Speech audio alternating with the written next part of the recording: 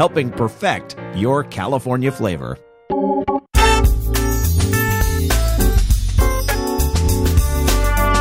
You're listening to the Eat, Drink, Explore Radio Network. Fabulous. Live every Sunday with the very latest food, beverage, and travel trends. Amazing. Now here's the host of our show, Mr. Randall White. That's right. A very good Sunday, fun day morning to you. And we kick off summer unofficially, I guess. Or is it officially? I don't know. That's a good question. But start wearing white, right? Yeah, you can wear white now. You safely. can wear white shoes and wear white shoes with caution. says Patty Pyburn, my wonderful host, pouring herself a cup of tea right now from the Republic of Tea, their Umatcha blend. Thank you, Randall White. Absolutely. Hey, great to have you with us, everyone, on this lovely midweek end day. Does that make sense? Because we're right in the middle of the 3-day weekend.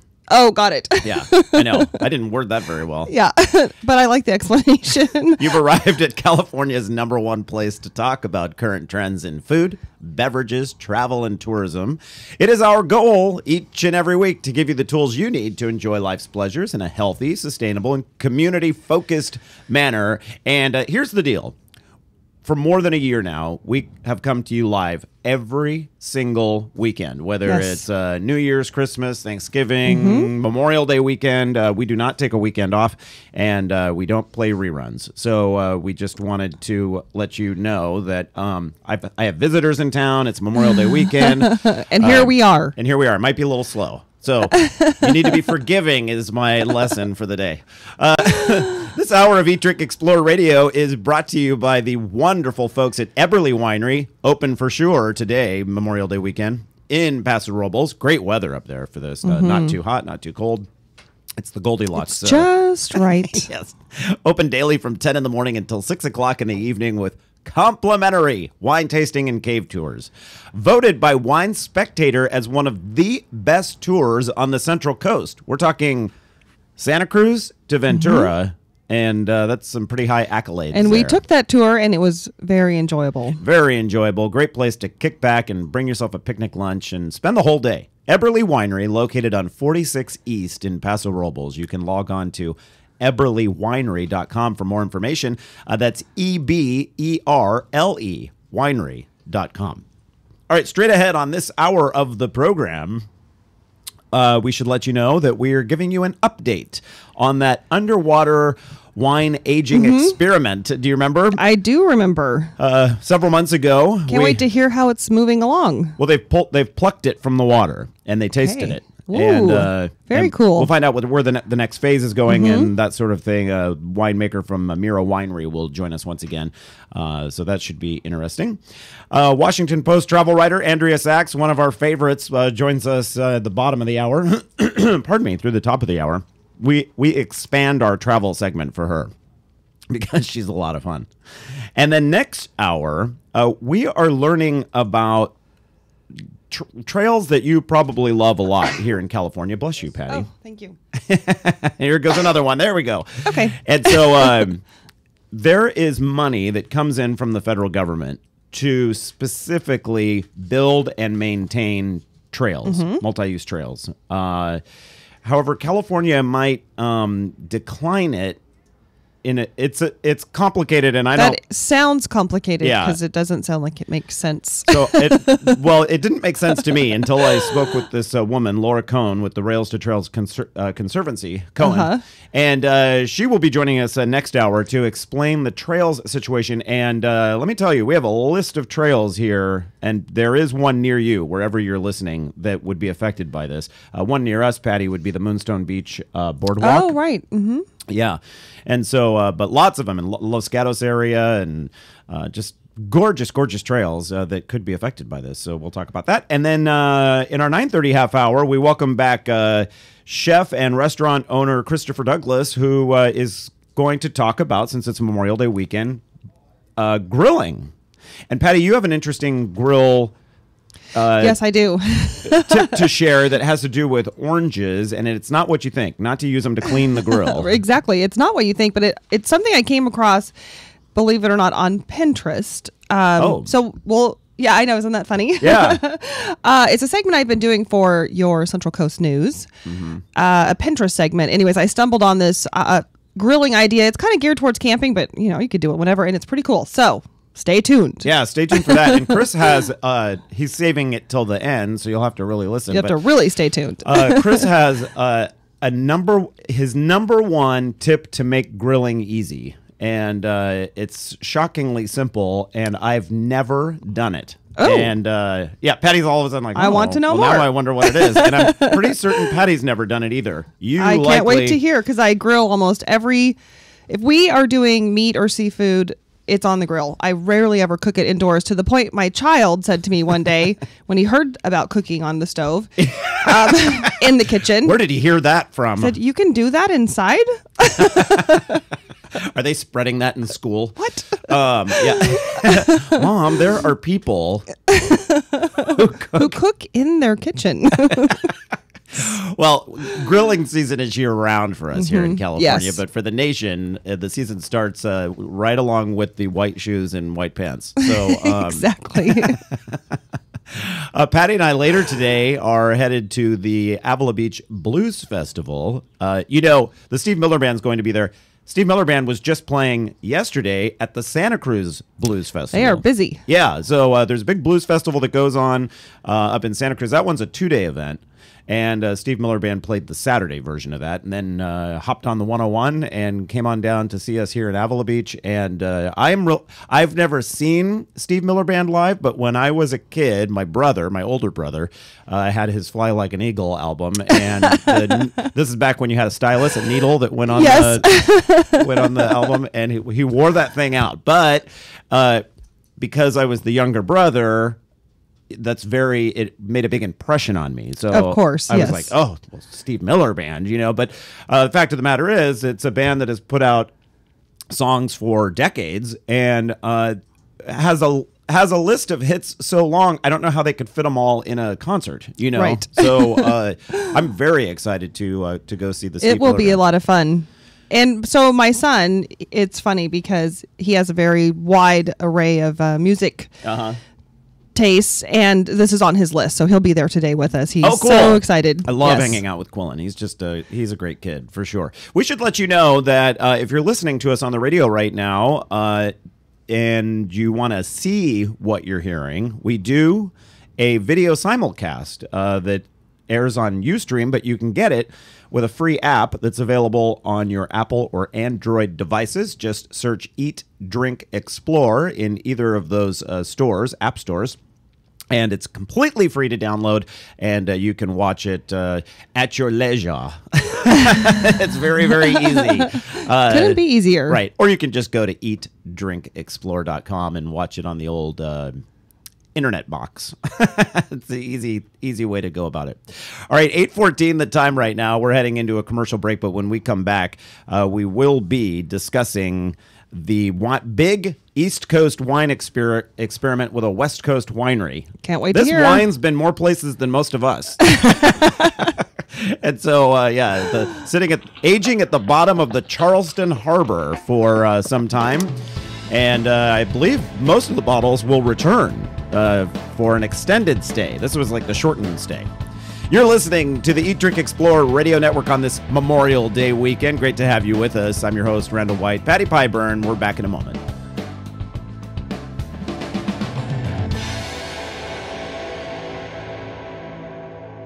Randall White here, host of Eat, Drink, Explore Radio, with a tip for Central Coast wine tasting. Eberly Winery was recently voted Winery of the Year by the world's top sommeliers and has one of the best local tours according to Wine Spectator. Eberly Winery open daily 10 to 6, and the winery's cave tours and wine tasting always complimentary. It's easy to find, too. Located on Highway 46 East, just 3.5 miles from Highway 101. Now it's time to plan your visit. Just head to eberlywinery.com. Seems everybody's going organic, including lawn care. Did you know communities across the country are converting their lawns, playgrounds, and playing fields to an organic care program? And it's working. You can safely control weeds and pests and have a beautiful lawn. Your kids, pets, and water supplies will be safer, and your neighbors will be green with envy. Oh, and in the long run, organic lawn care is cheaper than doing it the conventional way. Switch to organic lawn care today. Visit pesticidefreelawns.org. The folks who brought you this public service message. Check out pesticidefreelawns.org today. California business owners, entrepreneurs, farmers, authors, and other professionals, this message is for you. We're looking to highlight those of you who give back to the community, care about the environment, and have the health of our state as part of your business model or focus. Our new California Love website is in the beta testing phase. So, during the next few months, we're offering free listings to qualified people or business entities. It's a win-win situation. You help populate our site with quality, locally owned California companies, and we help direct customers to your business or product. Simply head over to CALUV.com. That's CA as in California, LUV as in a cute way to spell love.com, and enter the information for your business today. Why wouldn't you? It's easy and it's free. CALUV.com, the California Love Business Recommendation Tool.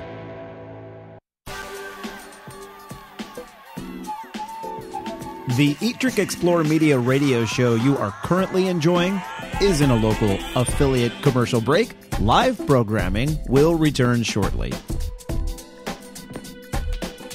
Did you know you can watch a live video simulcast of our Sunday morning and Thursday evening shows from your computer, smartphone, or tablet device? And to top it off, it's free. Simply head to eatdrinkexplore.com or download our free app from the Google Play or Apple App Store. If you have a suggestion for an upcoming guest segment, send an email to radio@eatdrinkexplore.com. We're always looking for fresh ideas, including yours. We love to share fresh, local, organic, seasonal, and sustainable ideas throughout the week. And the best place to find those are on our Twitter, YouTube, and Facebook feeds. Our username across the social networking universe is simple: Eat, Drink, Explore, all one word. Hey, college students, Eat, Drink, Explore Media is always looking for qualified journalism or marketing interns. Send us an email today so we can check your status and put you on the list for upcoming intern vacancies. Would you like to hear this Eat, Drink, Explore radio program on one of your local radio stations? Let the station know and contact us as well so we can get the ball rolling. Okay, you made it. The local affiliate commercial break is now over. Time for more informative and entertaining programming from Eat, Drink, Explore Media. Thank you for your patience.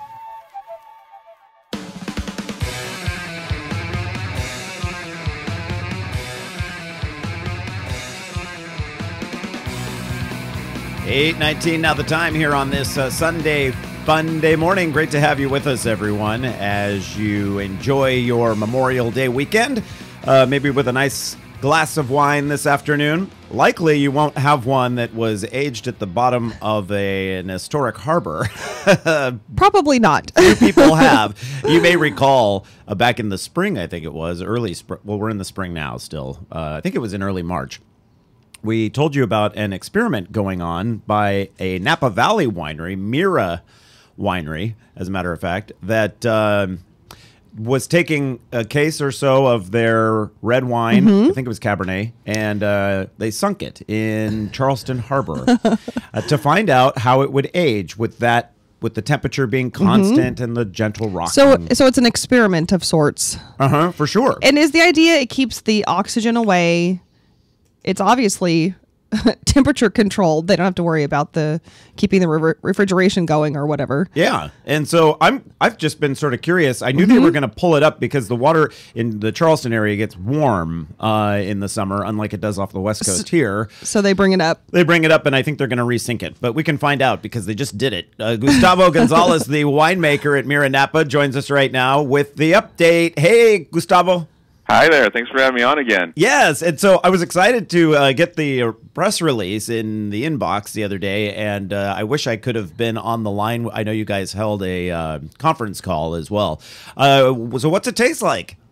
Well, it tastes drastically different from the onshore version, which was a big surprise for me because it hadn't been in the water that long. But it tastes quite different, noticeably different, and not just to a trained palate, but also to, let's say, an average type palate.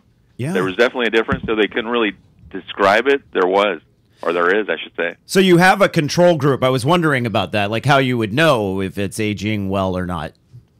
Right. Well, for this first round, it's really our experimental phase with the equipment and the procedure that we're using, because we intend to do a whole other batch of new wine in the fall, right? But for this first batch, we got an advanced sommelier from the Charleston area, and just a really quick rounding up of our office staff there. Just to do a quick taste, it involved 2 experienced tasters, me and the advanced sommelier, and a couple people from the office that aren't quite as sophisticated palates as we are. So I'm curious to know what the long-range plan is once you do this experiment. Is this something that you think you'll do constantly with your wine? Are you just doing this sort of for fun to see what happens, or what's the long-term goal? I think in the long term, it could be something that we offer limited production of. Right now, we're still in the learning phase, so we did it with Cabernet from 2009, and we're going to go back with Cabernet in the fall, but we'd like to try other varieties, including white, just to see what happens. And what's interesting is one of the points that you guys made was that the water gets warmer in the Charleston area as you go into the summer, and we found that it got warmer earlier than we thought. Oh, what was the temperature when you pulled it up this week? When we pulled it up, the temperature was already getting close to 70 degrees. Oh, yeah, but it became that warm much sooner than we thought. It was cool for about 55 degrees for about a month or so, and then it gradually started going up. Yeah, we don't ever see 70 degrees. No. The coast here. I know that the owner of Mira Napa has roots in the Charleston area, correct?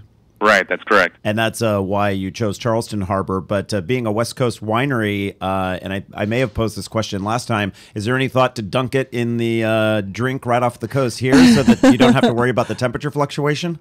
Well, it would certainly make it easier on me because I wouldn't have to go as far to check it out. But yeah, we've had thoughts about doing it in the Monterey Bay or somewhere in the San Francisco Bay if possible. There might be a few more regulations out here to get that done, but for sure we'd love to try it closer to home.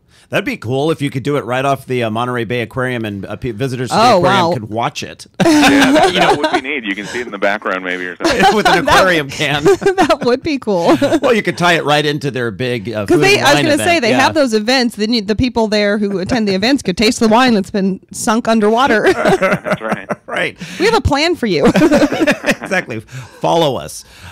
So when will the public be able to try these wines? Well, we're still trying to assess what the differences are, so we're still in the process of analyzing it now chemically and scientifically at a lab. And at some point, I think beginning in July, we might offer some up for sale on our website at miranapa.com. We don't know the pricing yet, but I think we put 4 cases down. We'll probably put a case up for sale. Now, these were anchored to the bottom in these in this like yellow crate that looked pretty daunting. If I was a shark or something, I couldn't get into it. If there are any sharks out there that like their wine. Did you have any difficulty finding it, or it was really easy for you to get to? No, we actually had difficulty. First of all, heading out there was an adventure in and of itself because on that part of the country they have these sporadic thunderstorms that we don't experience out here this time of year, or really ever.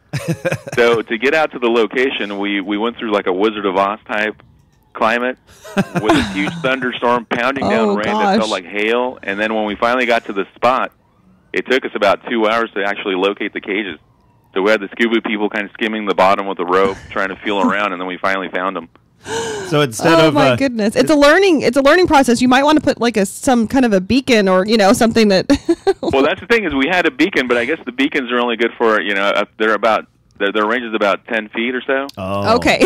So, we definitely had a beacon on there. We had some temperature monitoring stuff, all kinds of things. But the actual beacon itself was good for 10 feet of difference. So you have to get close on your own, and then yeah, you have to get within a needle to the needle in the haystack. That's right. What's the water clarity like in Charleston Harbor?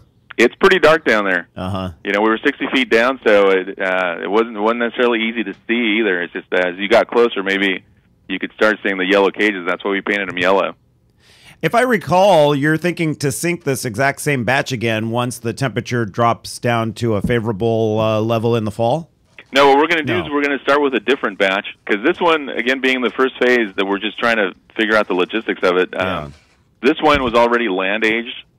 And so when we bottle our 2011 Cabernet, we're going to get a fresh batch that's never been land-aged and put that down for 9 months, and then maybe even leave like a case worth of it out down for a year. Oh, a full year would be cool. A full year, because what we're noticing is that we're thinking a lot about temperature before, and maybe the other parameters have an impact that kind of not necessarily cancels out the temperature, but has an effect where the temperature isn't as big of a deal on the aging. So I like labels and I like clever wine names. Does this wine have a clever name? And you don't have to give away if you have clever names like for upcoming wines, because we don't want to give anyone else ideas. But just curious about if you're going to kind of come up with a theme for this underwater wine. Well, when we first started talking about it, I kind of just jokingly threw out the term playing on the word terroir, acquar. Oh, right. So that's what we're calling this, our that is clever acquar wine. Okay, good. I like it. You have my approval for that. So as we're seeing with our video simulcast right now, the bottles were pre-labeled before they went underwater. What's the condition of the labels now? And maybe that's part of the whole charm of buying this. Well, what happened was we had to take the labels off because they weren't going to survive that environment. Okay. And then we put fresh labels on with the name on after we took the bottles out. But what we intend to do going forward is we're going to etch the bottles. Oh. So that we don't have to tamper with what nature has, the type of artwork nature has done to the bottles in the course that it's been aging. We like that too. Yeah, that is. I never even thought of that. And that really raises the just the nice quality of what you're getting. I imagine these would go for quite a bit if you're only selling one case. That's limited production. That's pretty limited, yeah. Yeah. So, will it be an auction situation? What we intend to do is first come, first serve to our wine club members first, and then whoever else wants to get in on it. And interestingly enough, from the first time people heard about it, when we put the wine in, we already had a bunch of people asking about it, that they wanted to buy some. Right. So it's going to go pretty fast. So it's miranapa.com for people that want more information, MIRA, Napa.com. Are you guys located on the Silverado Trail? We are in between the Silverado Trail and Highway 29 in St. Helena. Oh, beautiful. Yeah, my favorite that's the sweet spot in the valley. You have a nice place. You have some nice work digs. Gustavo Gonzalez, winemaker at Mira Napa, updating us on their underwater wine experiment. We'll have you back again when we get further into this experiment. Thanks for joining us today, Gustavo. Enjoy your Memorial Day weekend. Thank you very much. You too. Stick around, everyone. When we come back, we're talking travel with Andrea Sachs. You're listening to Eat, Drink, Explore. Can we have your attention for a moment? Eat, Drink, Explore Media has an important date we want to share with you. Saturday, July 13th. We invite you to join us at a craft beer and food event like no other. At last count, generous samples from more than 70 breweries will be paired with local culinary treats for the 2013 Breast Fest along San Francisco's waterfront at Fort Mason. Going on its 14th year, the annual Breast Fest has grown dramatically, raising money for an incredibly important cause, providing free, complimentary treatments for women battling breast cancer. The Charlotte Maxwell Clinic offers services such as acupuncture, massage, organic foods, and transportation. The clinic's core mission to provide relief from the terrible side effects of cancer and its treatments. Eat, Drink, Explore Media is very proud to be among the main sponsors for this year's event. For more information, go to thebreastfest.org.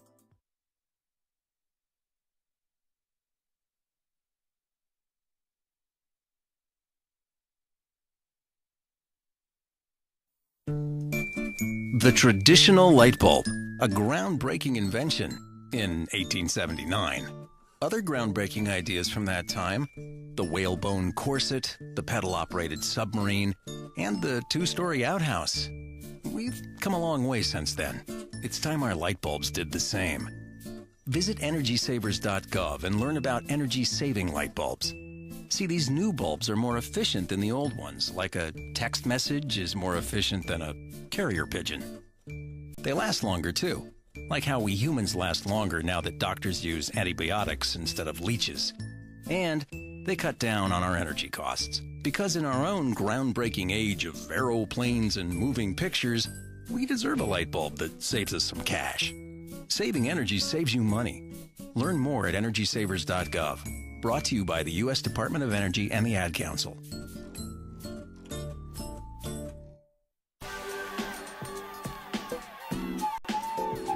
The Eat, Drink, Explore Media radio show you are currently enjoying is in a local affiliate commercial break. Live programming will return shortly.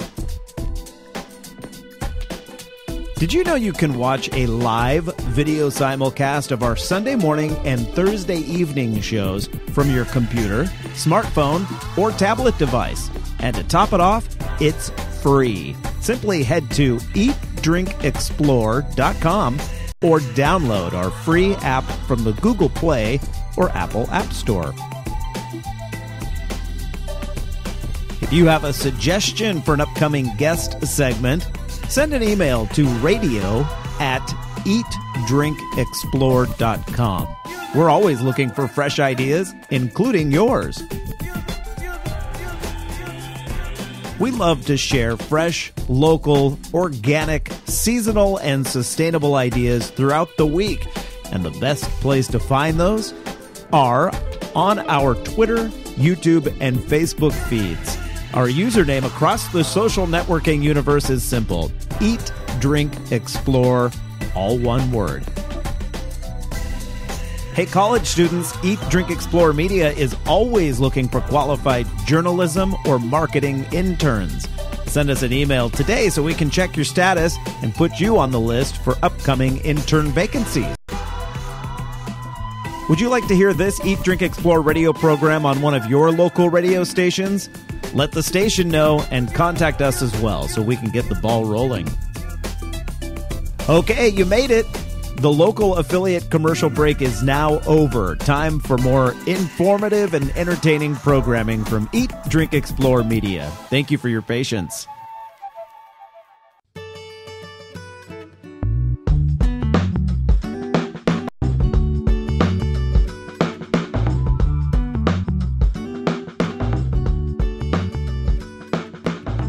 And a very good Sunday Fun Day morning to you, joining us here on Eat, Drink, Explore Radio, Memorial Day weekend.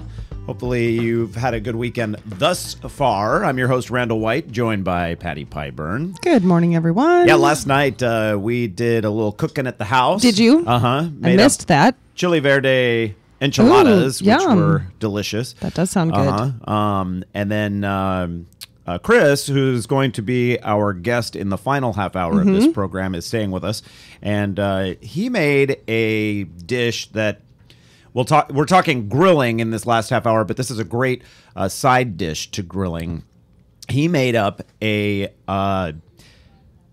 fake rice, essentially. You make it with cauliflower.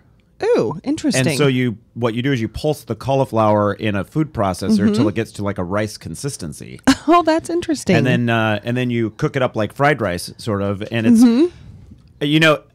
if I didn't know it wasn't rice while I was eating it, you wouldn't have really noticed. No, you could easily fool people with it. And I've seen cauliflower sort of done like mashed potatoes as an alternate for people who want mashed potatoes, but not all the carbs that go with them. So. Yeah. I like that rice idea. Yeah, I'm actually showing a picture of it online right now for, I'm sort of opening the gift early, I guess. Yes. We won't tell Chris that we did that. But we already gave away one of his secrets. Right, exactly. But yeah, it's cauliflower rice. And I was just looking on our Twitter feed, and Diane Morgan, we've had Diane on the show before. She lives up in the Bay Area, I believe. DianeMorganCooks.com is her website. We had her on for her Roots book. It's a cookbook all about the different routes that are available. She might be from Portland, actually, now that I think about it. At any rate, she tweeted this morning that she grilled young and cute fava beans last night. Those are in season at the market. Oh, okay. Just string them, toss them with olive oil, and grill them whole. And so I put a thanks for the tip on there, especially with everybody grilling this weekend, you know. And she says there's lots of great recipes for the beans, but grilling and eating the entire pod is a revelation and a delight. So I've been avoiding the fava beans in our refrigerator because they're a lot of work. Yeah, but now you can do the whole thing. Yeah, if I can just do the whole bean Makes and it just easy. toss it on the grill. Are you kidding? Yeah. So that is exciting to see there. Okay, well, because we love our next guest so much, we don't like to confine her to the travel segment, which is the next segment. Too short. Just too short. It's too short for all the great tips that she has. It's a Washington Post travel writer, Andrea Sachs, and Andrea is a dog sitter in her other life. You know, she has her job at the Post, Right. but then her other job is as a dog sitter. That's Kind of makes sense for a traveler to help other travelers, you know? Right, exactly. And so her Memorial Day weekend is being spent with some pooches there in the greater D.C. area. Hey, Andrea. Hi. Yeah, great to have you joining us again. And where have you been recently? Las Vegas. I went to Las Vegas, yeah, for, I wish I could say for the Billboard Awards. It just happened that I was there when they were going on. It wasn't like they invited me. Coincidence. But my friend, I had 3 friends who turned 50 this year, so they had their, I'm going to mangle this word, sesquicentennial. Sesquicentennial? Isn't that 150? Just like the Civil War, yes. So they combined their 50s and they celebrated 150 years of them, and it was so much fun. Oh, I get it. Yeah, 3 times 50. So that is fun. You know, our good friend Christopher Douglas is joining us an hour from now on the show. Just made a trip to Las Vegas, and he invited us to go, but we couldn't make it. It turns out he was getting married. So, yeah. Surprise. Yeah, so he did one of those Las Vegas a little weddings. elopement. Yeah, with now Michelle Douglas, his wife, and they're staying with us this weekend. But Vegas it's a pretty fun town. Where were you staying? I stayed at the Luxor. Oh, okay, that's an oldie but goodie. In the Pyramid, which is really weird because when you take the elevator up, it's like a theme park ride. Like you have G-force and you can get nauseous or maybe that's just drinking too much. Right. It's really trippy. Like it throws you back. I remember when Luxor was built, it was like the new big thing in town. Now it's sort of like the old on the outskirts of town. Of the strip, you know, just can't keep up. You can't. It's a little afraid. I always heard that you could hear or you could see it from outer space. I guess we'll have to ask Richard Branson, but people say you can see it from up there. That's right, because they have that big beam, right, that shoots out the top. Yeah, we're going to attract aliens if they're not careful. I think so. There already are some, but they were sort of earth-born. But there's some weird ones. Andrea, you're funny. What kind of dogs are you watching? This weekend, it's Yorkies, Webster and Watson. They're really cute. Oh. What are their names? Webster and Watson. Webster and Watson. Awesome. I know. WW. You're talking to a crowd of dog lovers here, so we're easy prey. Okay, it is 8:38, so let's get to deal number 1, which is, and I am such a huge train fan, so I like this one. Tell us about the Rail Europe offering. Well, this one is to France, and it's the high-speed TGV, or how do they say it, TGV? We say TGV over here in America, right. And it's 30% off premier class tickets. So, for example, a round-trip ticket from Paris to Avignon is usually $484. Mm-hmm. So with the sale, it's $339. Ooh, and what is... And this is... Oh, yeah, go ahead. I was just going to say, what does premier class entail? I was just going to say that. You read the time. The premier class has wider reclining seats and a separate waiting lounge. So, I mean, it's sort of like with Amtrak, probably business class or first class. Yeah. Just more spacious, and you can wiggle your toes easier. I have to tell you that Amtrak is an entirely different experience, like a 100% different experience traveling first class. That's when you have a bedroom or a roomette, as they call it, the little tiny squished area. And you have a different lounge, you get meals, and you ask 2 people what they think of Amtrak. One of them went the one way, one of them went coach, and you get very different responses. Absolutely, yeah. So I would love to do the premier class service. And you said this is one of those bullet trains? It is a high speed, yeah. Yeah. So, I mean, and it's beautiful, just the country, looking out the window. Mm-hmm. The blur of the greens. The blur. I can't wait till. I'm hoping. Painting. Yes. I'm a big proponent of high-speed rail, and I know that not everyone's on board with that. But I was just listening to something the other day about what a challenge it was to get the interstate highway system in. Now we just, of course, you have to have interstate. It would seem ridiculous not to. It seems ridiculous, but that was actually something that had to be pushed because it was think about it. It's a huge capital investment. We're talking thousands and thousands of miles of major I think Webster roads. and Watson concur with you. They were. Did you hear that? Yes. We're train dogs. I know. They're chiming in. Please. Yes, more of this car stuff. I want a train. I know. That was them. They want pet-friendly trains. Yeah. But I thought they were talking. Oh, wait, they're very vocal. I apologize. No, that's okay. I'm sure they saw like a piece of string and it got them really excited. I thought they were trying to do a high-speed rail between, San Francisco and L.A.? Yeah, that plan is still in the works, and it appears to still be moving forward as well, which is good to know. You know, because it is a huge project. It has its share of controversy. Yeah, and so if people in the Central Valley don't want it, can they just bring it over here by us down the coast? Yeah, right, exactly. Right, yeah. I'd love to have it come through this area. Okay, so we should move on to number 2. And this is one specifically for active duty military personnel. And I guess that's appropriate being Memorial Day. for this holiday weekend. This is a cool offer. I know. This one, first of all, I always like to be holiday specific in my column, but also it just touches my heart. Like, I think they deserve perks and freebies for everything they go through, and also their families too, for having to be at home and waiting and worrying. Yeah. So this one is through an organization. It's called Blue Star Museums. And it offers free admission to more than 2,000 museums around the country, in every state, District of Columbia, of course, although most of our museums are free, Puerto Rico, and American Samoa, for those people who are in American Samoa. And, for example, out west, you have the Walt Disney Family Museum in San Francisco. Mm-hmm. In New York, you have the major ones like the Met, MoMA, Guggenheim, and that's $22, $25 a visit. And family of 4, it can get really expensive. So this is through Memorial Day to Labor Day. So, and if you go online, you just click on your state, and it will just show you all the museums that are free. Oh, that's nice and easy. That's really cool. Yeah, it's really easy, and it's amazing because you might be inspired to go to a museum that you'd never thought of before. There's a lot out there that I didn't even. You just reminded me of the Disney Museum. Right. I forgot that it was even there. Yeah, it's a new museum in the Presidio.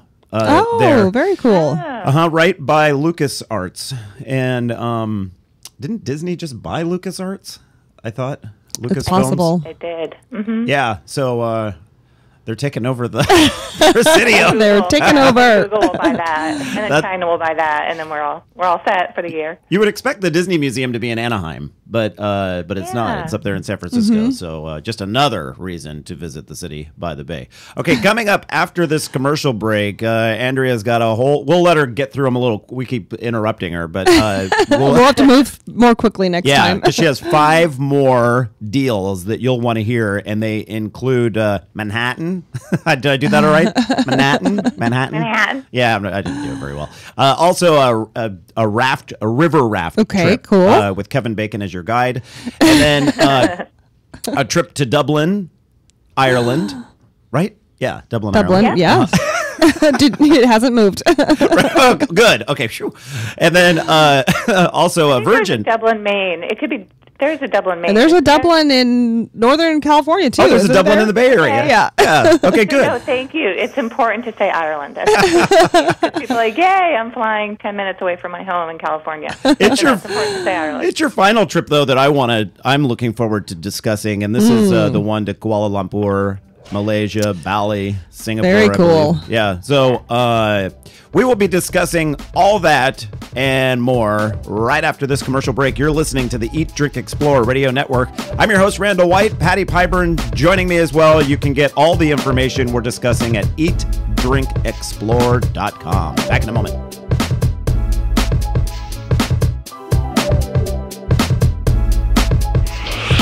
Randall White here, host of Eat, Drink, Explore Radio, with a tip for Central Coast wine tasting. Eberly Winery was recently voted Winery of the Year by the world's top sommeliers and has one of the best local tours according to Wine Spectator. Eberly Winery open daily 10 to 6, and the winery's cave tours and wine tasting always complimentary. It's easy to find, too. Located on Highway 46 East, just 3.5 miles from Highway 101. Now it's time to plan your visit. Just head to EberlyWinery.com.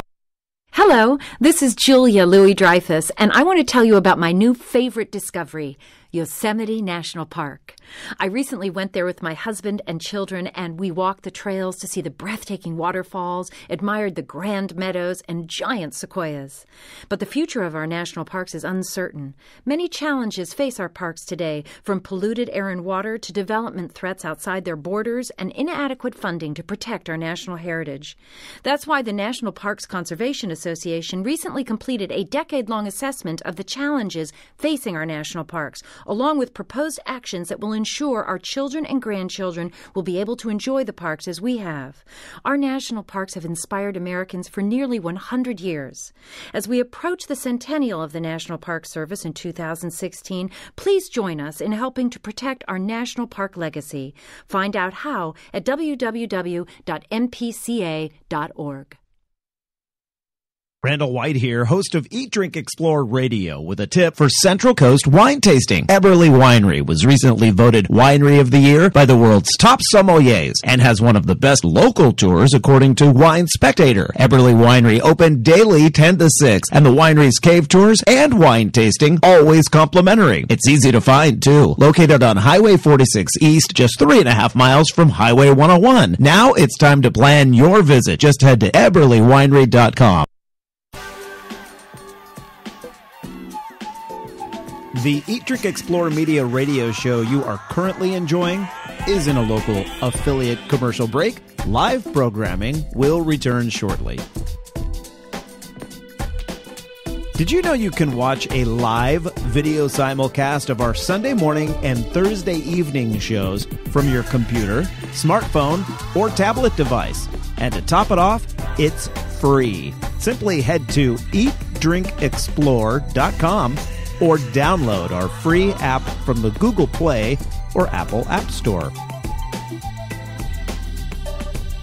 If you have a suggestion for an upcoming guest segment, send an email to radio@eatdrinkexplore.com. We're always looking for fresh ideas, including yours. We love to share fresh, local, organic, seasonal, and sustainable ideas throughout the week. And the best place to find those are on our Twitter, YouTube, and Facebook feeds. Our username across the social networking universe is simple: Eat, Drink, Explore, all one word. Hey, college students, Eat, Drink, Explore Media is always looking for qualified journalism or marketing interns. Send us an email today so we can check your status and put you on the list for upcoming intern vacancies. Would you like to hear this Eat, Drink, Explore radio program on one of your local radio stations? Let the station know and contact us as well so we can get the ball rolling. Okay, you made it. The local affiliate commercial break is now over. Time for more informative and entertaining programming from Eat, Drink, Explore Media. Thank you for your patience.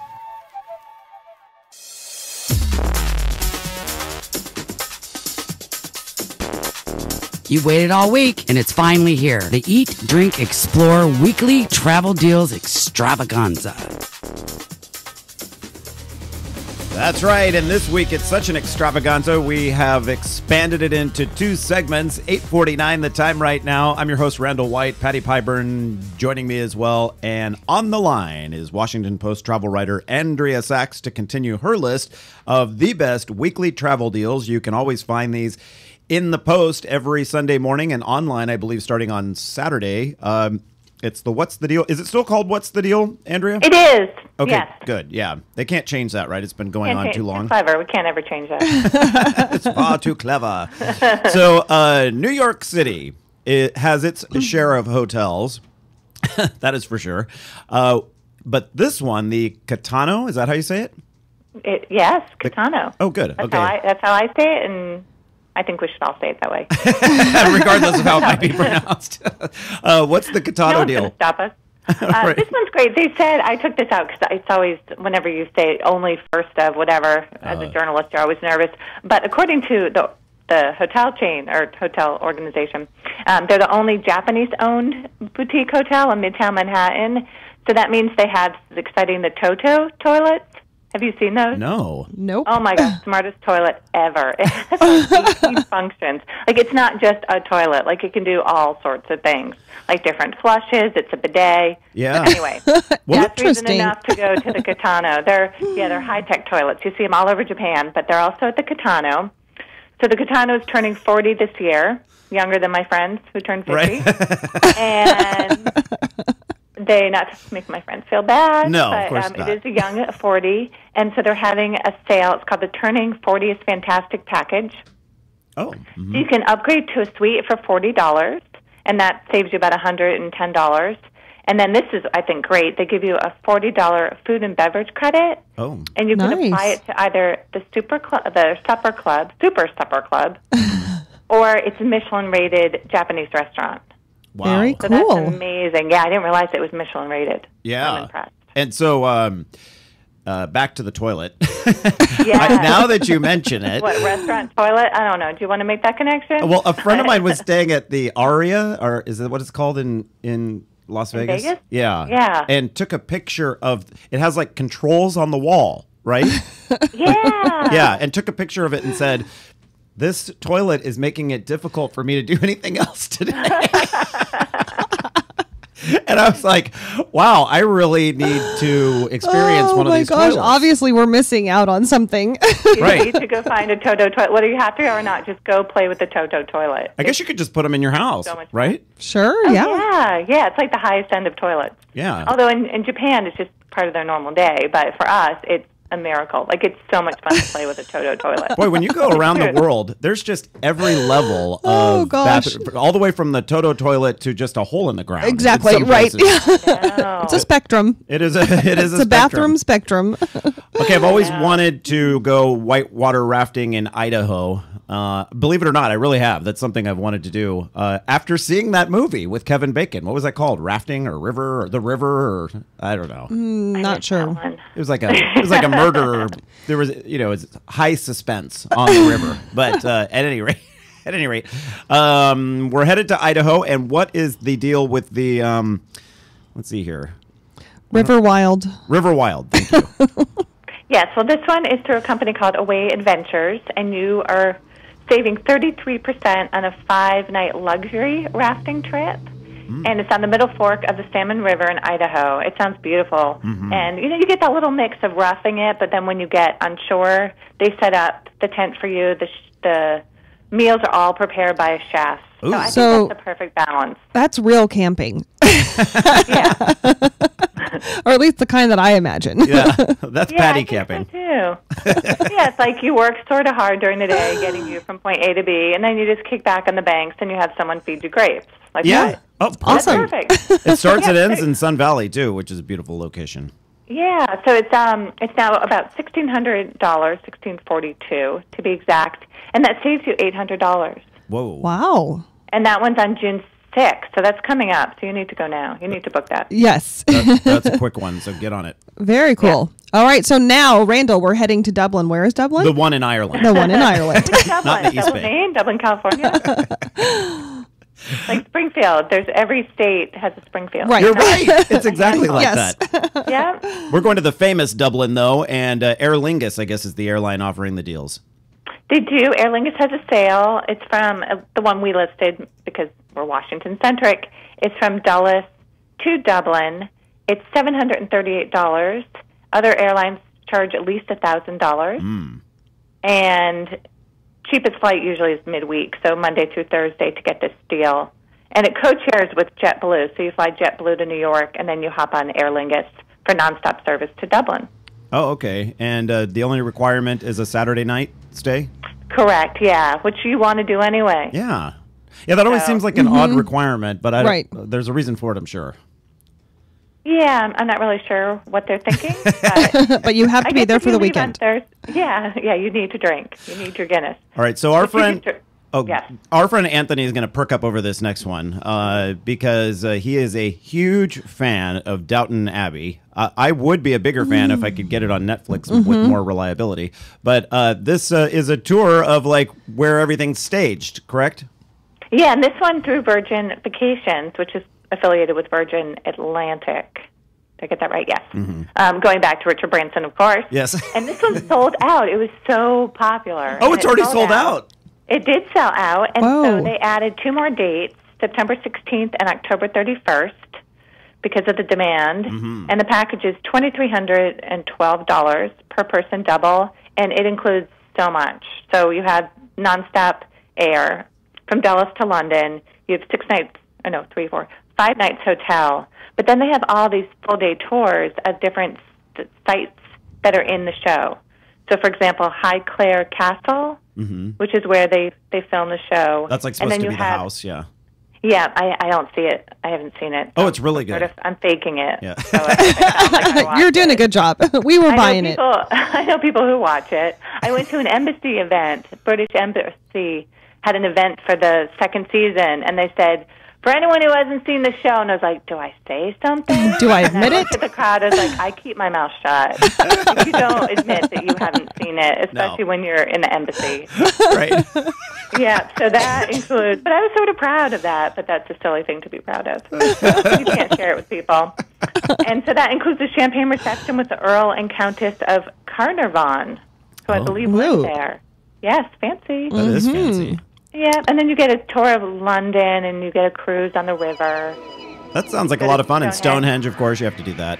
And then the final one, we don't have time for. That was the one. That's the one you wanted to hear about. That was your favorite. I'm going to let you do it. Can you do it in 15 seconds? So quick. Okay, 6 nights. Oh, I don't even. In Malaysia, Kuala Lumpur, and Bali, and they have the deal from the West Coast, and it's less than $2,000. I love it. All this hotel and all sorts of breakfasts and transfers and tours. Andrea Sachs, travel writer for the Washington Post, WAPO.com. That's easy, WAPO.com. And just go to their travel section, and it's all right there. Andrea, we love having you on the show, and we'll catch up with you a month from now. Okay, I'll talk to you in a month. Happy Memorial Weekend. You too. Bye, Andrea. Bye to the doggies. All right, just about 9 o'clock now. We'll have a whole nother hour of Eat, Drink, Explore Radio coming up after these words from your sponsor.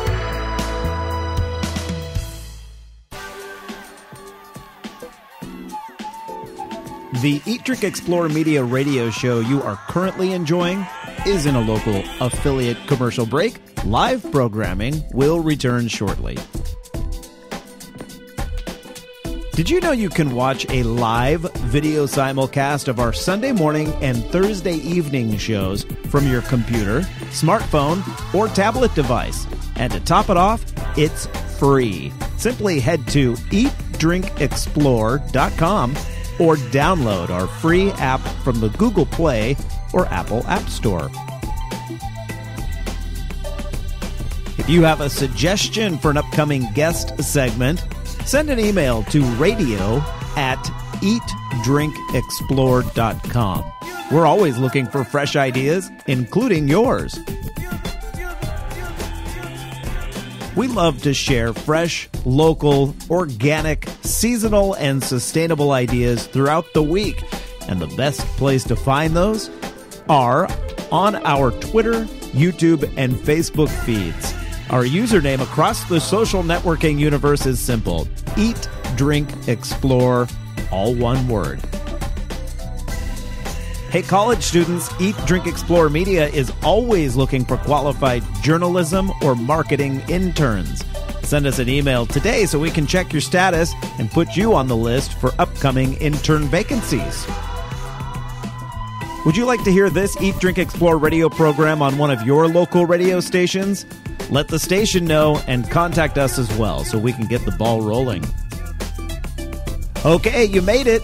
The local affiliate commercial break is now over. Time for more informative and entertaining programming from Eat, Drink, Explore Media. Thank you for your patience.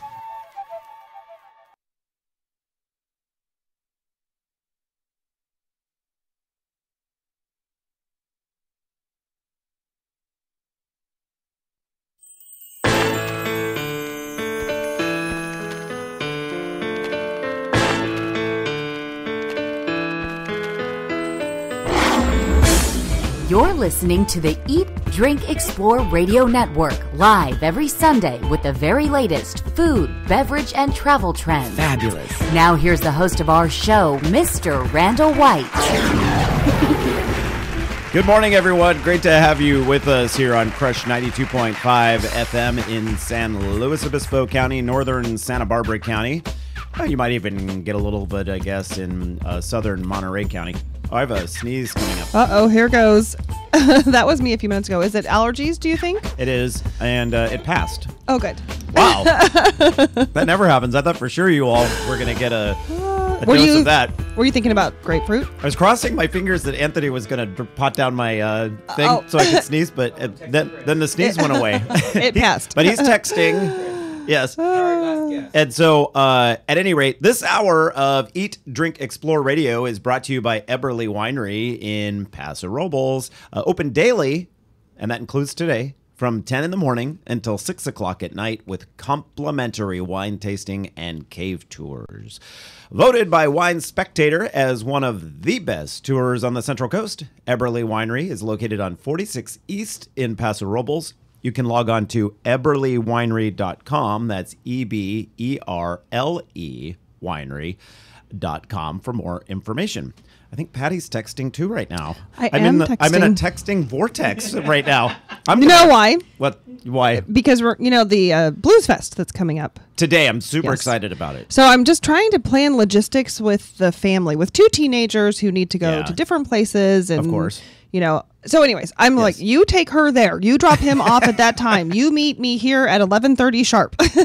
I can't text and be quiet because my texting involves speaking.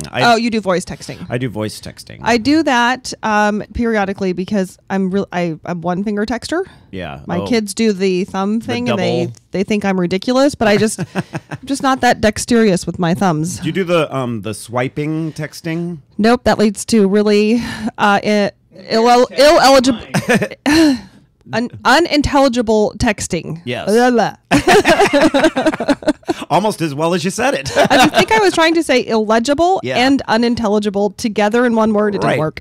Blend it. Make a hybrid word. Yes, it's my new word. I've noticed that my Android, now that I have an Android phone, does the swipe texting. So I'm actually kind of getting in the habit of doing that now, but I'd say 90% of the time I do the voice texting just because I'm too lazy to do it the other way. Yes, but then you have to go back and then kind of edit for when it didn't get the word that you were I have to really say. enunciate when and you know what it keeps doing is I'll say, because you have to speak out the like the period, the comma, the exclamation point. New line, period, comma, question mark. So apparently there's a word, K-A-M-A, comma. Oh.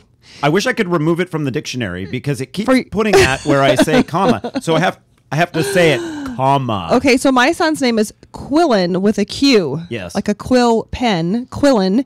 And when I say something in reference to him, it will put in a colon. Oh. Please take your brother Colin to the store. Yeah. I can see that. Yeah. So. Oh, that's funny. All right. So we will be at the Blues Festival later today. Yes, we will. You will see Patty up on stage giving the moment of silence for Memorial Day weekend. It's always 1 full minute, I think, isn't it? Yeah, I'm part of the sort of welcome to the show. It's a very, very difficult job that I have to do. It takes about 30 seconds. Yeah, that's about it. I talk for about 30 seconds. We have a moment of silence, and then I'm done. And then and this is 8-9 years or so that I've been doing this. Right. And so that should be fun. Come up and say hi to Patty and me if you're there, and let us know that you listen to Eat, Drink, Explore Radio here on Crush 92.5. Also, if you have a few moments today, I highly recommend going to the 7th annual Central Coast Cactus and Succulent Society show and sale today. It's the final day, 10 to 4. It's at the Ludwig Community Center. That's on Santa Rosa Street, just 2 blocks from 101 in downtown SLO. It's free, and there are thousands of different succulents and cacti there to check out. All right, we have a quick commercial break here, and then we're back with the top of the show. Patty's got the latest news involving food, beverages, and yes, indeed. travel. You're listening to Eat, Drink, Explore Radio.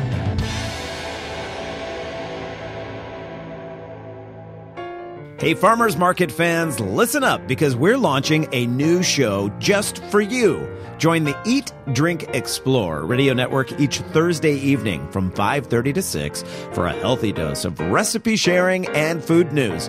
We broadcast our show live from the historic downtown San Luis Obispo Farmers Market, but the information shared is designed for anyone who has a love of fresh, seasonal produce and locally made artisan treats. So whether your favorite market is located at San Francisco's Ferry Plaza in downtown Santa Monica, or if you're simply a member of a CSA, you'll love our weekly Market Fresh, available live each Thursday evening at eatdrinkexplore.com. And if you missed the show, follow our updates on Facebook and Twitter for links to the recipes shared, video from the show, and other great information. Eat, Drink, Explore Radio's Market Fresh, helping perfect your California flavor.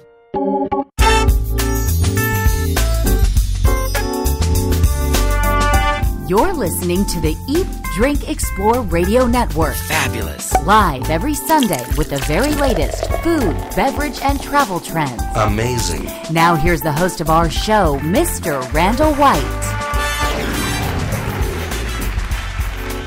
Welcome to the program, everyone, on this Sunday Fun Day morning. Great to have you here, experiencing California's number one place to talk about all things food, beverage, travel, and tourism. We're really here so that you can get the most out of your life. This hour on Eat, Drink, Explore Radio, we're talking about trails in California. We have some of the best hiking. Yeah, I agree. Anywhere. Yeah. Not only that, we have the best weather to do the hiking. Because agreed.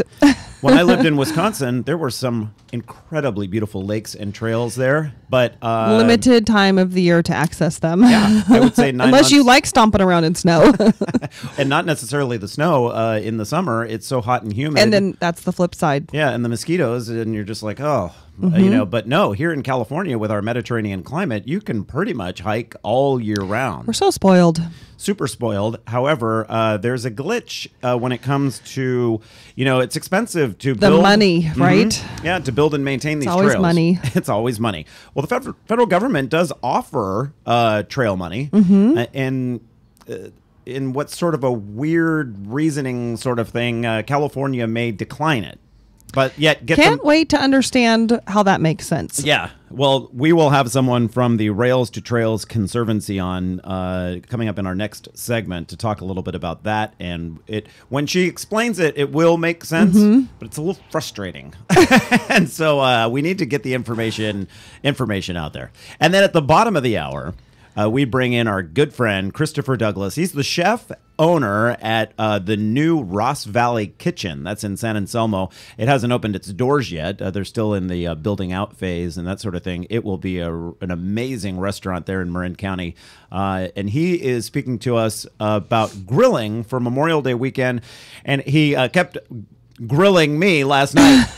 Do you have some questions in mind? What am I supposed to talk about? I said, Chris, it's Memorial Day weekend. You know Patty, you know me. We're just going to chat about grilling. Yeah, we're just going to have a conversation. And he kept throwing out things. I'm like, yep, that's good. That's good. Talk about that. I said, that's good too. Yeah. So, and he has an amazing tip, an amazing simple tip, one that I don't know what it is yet because the suspense is building, but stick around to hear that because apparently it's something that not even I do. It is super simple. When he told me last night, I was shocked that I had never done this. And he says it is foolproof, totally foolproof for anyone who has troubles grilling. So you're going to want to hear this. I want to hear it. I can't wait. But right now, at this very moment, I hearken to hear the news open, and Patty Pyburn has the latest from the Eat, Drink, Explore news desk. How'd you like that music sounder? I think I am getting better. Patty, at that was flawless. Wasn't that nice on this Memorial Day weekend? Okay, so from the Eat, Drink, Explore news desk on this Sunday morning. Your next craving for a delicious lion meat kebab, I did say lion, is going to have to wait for now because I am sorry. The Bay Area restaurant that was serving up this exotic specialty has apparently pulled the lion meat from the menu. Oh. Yeah, probably a wise choice. Yeah. Management at excuse me, Burlingame's, I'm going to see if I can say this right. I guess nobody knows around here. Mokutanya, I think is how it's spelled. Mm-hmm. Japanese restaurant. They said last Sunday on its Facebook page, the sale of the lion meat would stop right away, and also apologize to anyone who may have been offended by that. It was one of those apologies where they're not really apologizing. They're like, we have to do this because people are mad. Well, the restaurant saw a major online backlash following the lion meat offering, and says the Bay Area public is just not ready for the delicacy. I think it extends past the Bay Area. That's my guess. I'm pretty sure. The controversial meat is legal to serve in the United States and here in California. Whether diners are willing to buy it or not, different story. Yeah. The San Francisco Chronicle's Inside Scoop says suppliers can charge $200 a pound for this meat. Leave the lions alone. Yeah. We don't want to eat lions. Why would you want lion meat?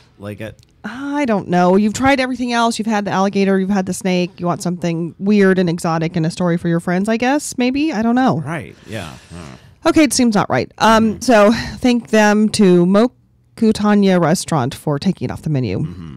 All right. Fans of Great Talk Radio with a focus on food, wine, are mourning the passing of talk show host Gene Burns. He passed away this weekend in San Francisco at the age of 72. Burns' Dining Around, Saturday morning show on KGO Radio, was a culinary staple from 1995 through 2011. Well, last month, according to a blog on the San Francisco station KKSF, Burns suffered a stroke. And our very own Randall White worked with Gene for several years, so you know what a wonderful person. All the rumors that he's so great really were true. Such an amazing guy. And I can remember one year, for some reason, I had nothing to do on Christmas Eve. I think I was spending Christmas Day with my family, but I was living in San Francisco, and Gene was just so nice. I had my good friend Sarah that I was living with at the time, and he was like, you know what? I'm going to take you guys to... Fleur de Lis, which is really considered one of the best French restaurants in all of the nation. That was nice of him. Yeah. So he pulls up with a limousine, and we go, and get this. It was a wine pairing sort of a meal. I think we had 8 different courses, and so there was a wine paired with each course. Wow. And so let me tell you. Merry Christmas Eve. Merry Christmas Eve. And that's just, I could fill the hour talking about experiences like that, and my good friend Jennifer Hodges, who works for KGO Radio still up in San Francisco, shared something on the Facebook page with me yesterday. She was saying that she was having a Christmas party one year, and she was telling Gene, money's a little tight right now, and we shouldn't be having this party, but we are. He donated all the wine from his personal wine cellar for her party, and didn't tell her, just made it happen. Did it. Yeah, Aww. exactly. So, what a nice guy. He'll be greatly missed. Gene Burns, just feel privileged to have been able to work with him. That you worked with him when you did, yeah. Well, Randall, several international cruise disasters on the open seas. We've heard about them recently, leaving passengers stranded, and even worse. Yeah. There have been some really nightmare stories told about these. The world's largest cruise industry trade association says its members will guarantee certain rights now for those on board. Oh. Yeah, Cruise Lines International Association says it has adopted a cruise passenger bill of rights. The organization plans to submit the document to the International Maritime Organization for formal global recognition. U.S. passengers are immediately covered under this plan, including rights related to food, water, restroom facilities, and access to medical care. But believe it or not, those things didn't necessarily come into play on some of those cruise ships that were crippled. Yeah, this has to do if the ship is docked and passengers don't have access to those things, they have to be let off the cruise. Right. A lot of times to control like the leaving, and they don't want people to disembark, and then they can't get them all back on the ship in a timely fashion. Yeah. So how many more stories do you have? Just gas prices. It's really expensive. Oh, yeah. Can you do that quickly? I can. Gas prices in California for Memorial Day weekend are down nearly 30 cents a gallon. Woohoo! This is according to AAA. The current average price, $4.03 statewide. And Yuba City, lowest spot at $3.93. San Francisco, highest spot at $4.13. Yeah. Go figure. I think we're at $4.10 or something here in we're also San Luis Obispo. One of the most expensive spots. As always, 9:14 the time. Right after this commercial break, we're learning about trails in California and where that funding comes from or not. You're listening to Eat, Drink, Explore Radio, and we're back in a moment.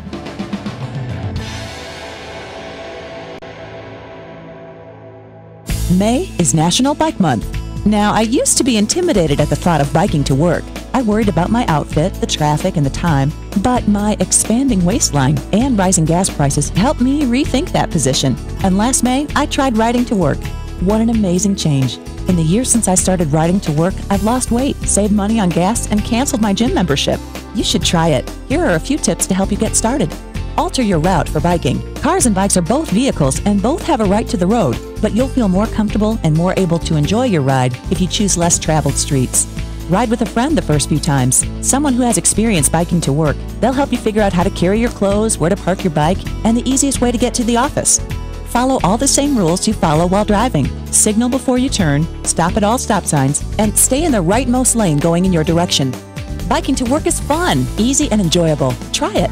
For more tips and techniques on how to commute by bicycle or to find other cyclists in your area, visit bikeleague.org. Can we have your attention for a moment? Eat, Drink, Explore Media has an important date we want to share with you. Saturday, July 13th. We invite you to join us at a craft beer and food event like no other. At last count, generous samples from more than 70 breweries will be paired with local culinary treats for the 2013 Breast Fest along San Francisco's waterfront at Fort Mason. Going on its 14th year, the annual Breast Fest has grown dramatically, raising money for an incredibly important cause, providing free, complimentary treatments for women battling breast cancer. The Charlotte Maxwell Clinic offers services such as acupuncture, massage, organic foods, and transportation. The clinic's core mission to provide relief from the terrible side effects of cancer and its treatments. Eat, Drink, Explore Media is very proud to be among the main sponsors for this year's event. For more information, go to thebreastfest.org. The Eat, Drink, Explore Media radio show you are currently enjoying is in a local affiliate commercial break. Live programming will return shortly. Did you know you can watch a live video simulcast of our Sunday morning and Thursday evening shows from your computer, smartphone, or tablet device? And to top it off, it's free. Simply head to eatdrinkexplore.com or download our free app from the Google Play or Apple App Store. If you have a suggestion for an upcoming guest segment, send an email to radio@eatdrinkexplore.com. We're always looking for fresh ideas, including yours. We love to share fresh, local, organic, seasonal, and sustainable ideas throughout the week. And the best place to find those are on our Twitter, YouTube, and Facebook feeds. Our username across the social networking universe is simple: Eat, Drink, Explore, all one word. Hey, college students, Eat, Drink, Explore Media is always looking for qualified journalism or marketing interns. Send us an email today so we can check your status and put you on the list for upcoming intern vacancies. Would you like to hear this Eat, Drink, Explore radio program on one of your local radio stations? Let the station know and contact us as well so we can get the ball rolling. Okay, you made it. The local affiliate commercial break is now over. Time for more informative and entertaining programming from Eat, Drink, Explore Media. Thank you for your patience.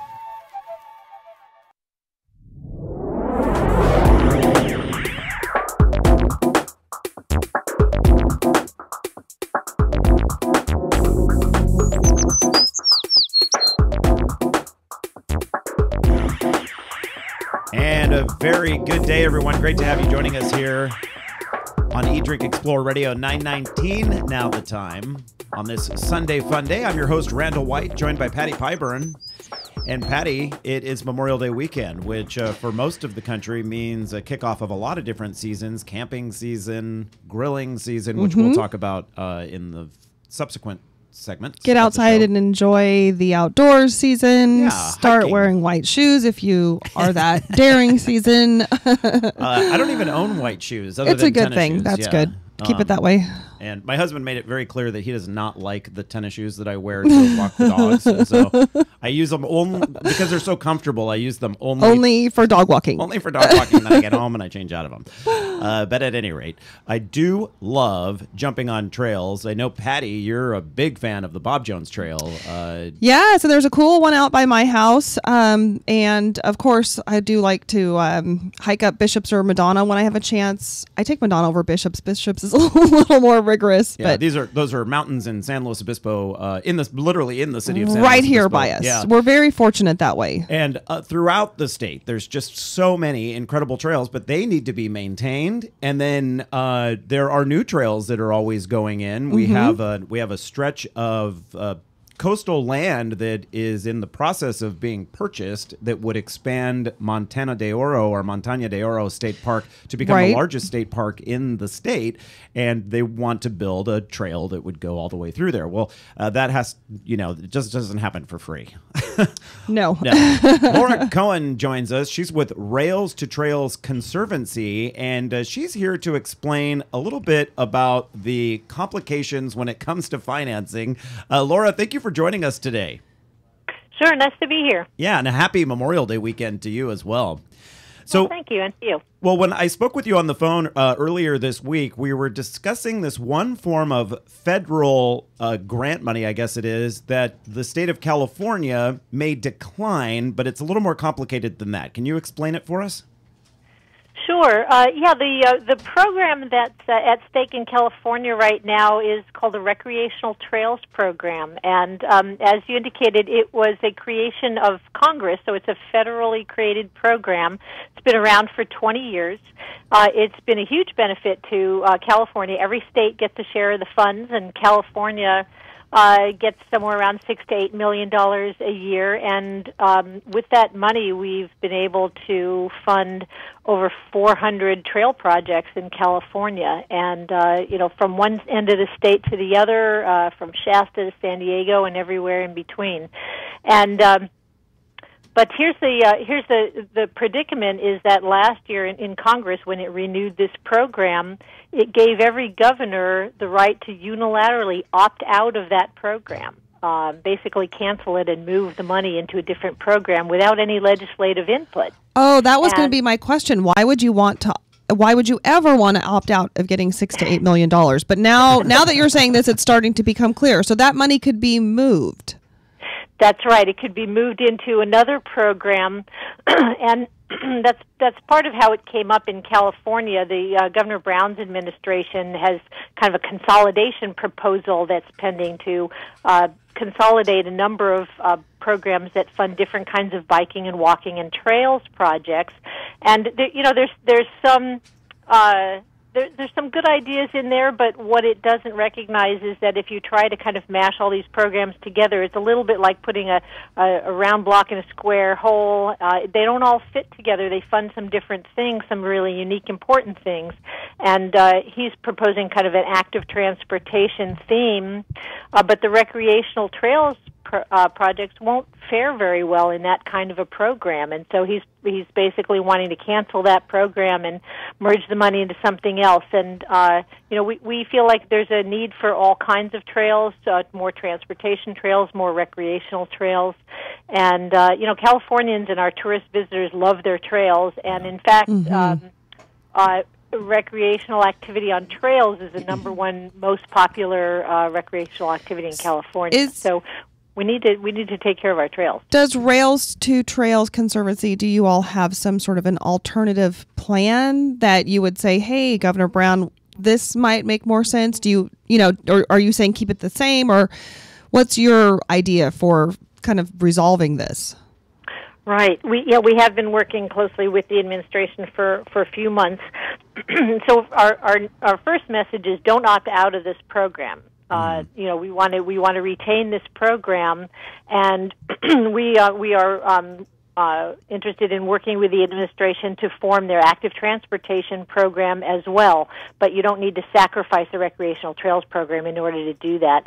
And a lot of projects would lose out. They'd basically kind of be orphaned if the program was canceled and have nowhere to go. And, we're talking about some really spectacular trails, Monterey Bay Coastal Trail, the Mount Shasta Gateway Trail, many wonderful projects that millions of visitors use every year.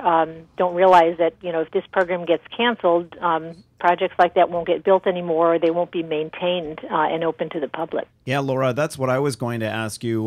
Because trails come in all shapes and sizes. Sometimes they're small municipal trails. A city might put in, a little stretch. Like here in San Luis Obispo, we have that Madonna bike path. It's a short little path, but it's a wonderful connector trail and that sort of thing.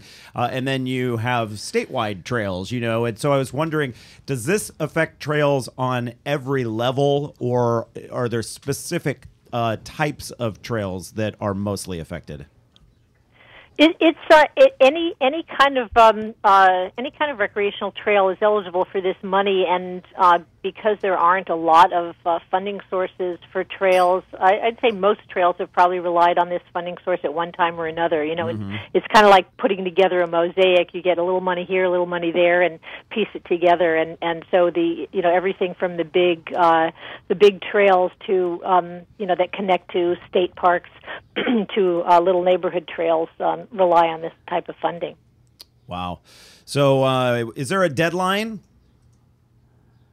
Well, there is a deadline. The outside deadline for the governor's decision is September 1st, but he could make the decision at any time to opt out of the program. So we're really encouraging all the folks that really love their trails in California to send a message to the governor's office. Please don't opt out of this program, and sooner the better. Yeah, you were mentioning to me on the phone that Governor Brown may not even know all of this is going on at this point, that it's all maybe lower level stuff where this is being negotiated at this point. I think that's true. That's what I understand. It's his staff in the Department of Finance and Business Transportation Housing Agency that are kind of leading the proposal. And I think Governor Brown is a trail user himself. He's a runner. He probably understands more than many how important the tourism and recreation is to California economy. So, I think we need to get his attention and make sure that we end up with a good result here. That we have recreational trails and we pursue active transportation as well. We need a balance. Yeah, people do pick their travel destinations based on accessibility to areas, trails included. So, well, Laura Cohen with Rails to Trails Conservancy, where can people get more information on this? Well, they can check our website at www.railstotrails.org, and the best thing is to there's a link where you can get involved and join our Action Alert Network, where we let people know when there's important things happening locally or in your state. And it's a great way to just stay connected and make sure your voice is heard. Laura, thank you so much. Get out there and enjoy some of California's great trails this Memorial Day weekend. We should have some spectacular trail hiking weather. Not too hot, not too cold. Absolutely. And to you, thank you so much. All right, Laura, you take care. Stick around, everyone, because just after the commercial break, we are talking grilling. We're kicking off grilling season, and we'll talk side dishes, and we will reveal Chef Christopher Douglas's super simple tip that we talked about. Dun, dun, dun, dun. The number one fail-safe for grilling. It's easier than you think, and I've never done it. Patty's never done it. I will start doing it, though. We're back in just a moment. Can we have your attention for a moment? Eat, Drink, Explore Media has an important date we want to share with you. Saturday, July 13th. We invite you to join us at a craft beer and food event like no other. At last count, generous samples from more than 70 breweries will be paired with local culinary treats for the 2013 Breast Fest along San Francisco's waterfront at Fort Mason. Going on its 14th year, the annual Breast Fest has grown dramatically, raising money for an incredibly important important cause, providing free, complimentary treatments for women battling breast cancer. The Charlotte Maxwell Clinic offers services such as acupuncture, massage, organic foods, and transportation. The clinic's core mission to provide relief from the terrible side effects of cancer and its treatments. Eat, Drink, Explore Media is very proud to be among the main sponsors for this year's event. For more information, go to thebreastfest.org.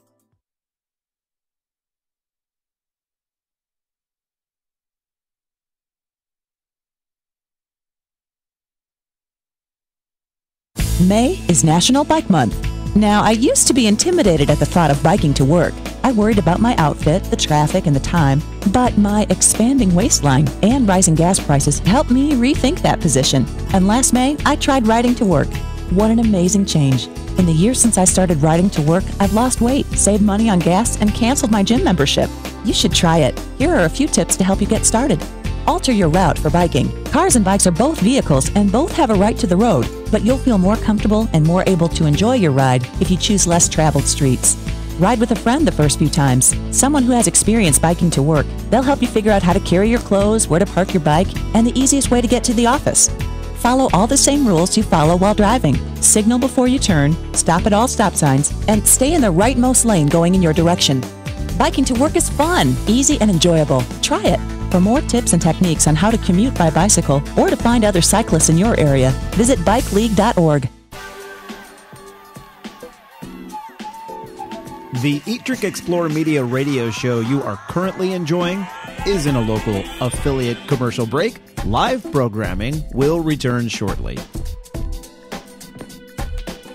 Did you know you can watch a live video simulcast of our Sunday morning and Thursday evening shows from your computer, smartphone, or tablet device? And to top it off, it's free. Simply head to eatdrinkexplore.com or download our free app from the Google Play or Apple App Store. If you have a suggestion for an upcoming guest segment, send an email to radio@eatdrinkexplore.com. We're always looking for fresh ideas, including yours. We love to share fresh, local, organic, seasonal, and sustainable ideas throughout the week. And the best place to find those are on our Twitter, YouTube, and Facebook feeds. Our username across the social networking universe is simple: Eat, Drink, Explore, all one word. Hey, college students, Eat, Drink, Explore Media is always looking for qualified journalism or marketing interns. Send us an email today so we can check your status and put you on the list for upcoming intern vacancies. Would you like to hear this Eat, Drink, Explore radio program on one of your local radio stations? Let the station know and contact us as well so we can get the ball rolling. Okay, you made it. The local affiliate commercial break is now over. Time for more informative and entertaining programming from Eat, Drink, Explore Media. Thank you for your patience.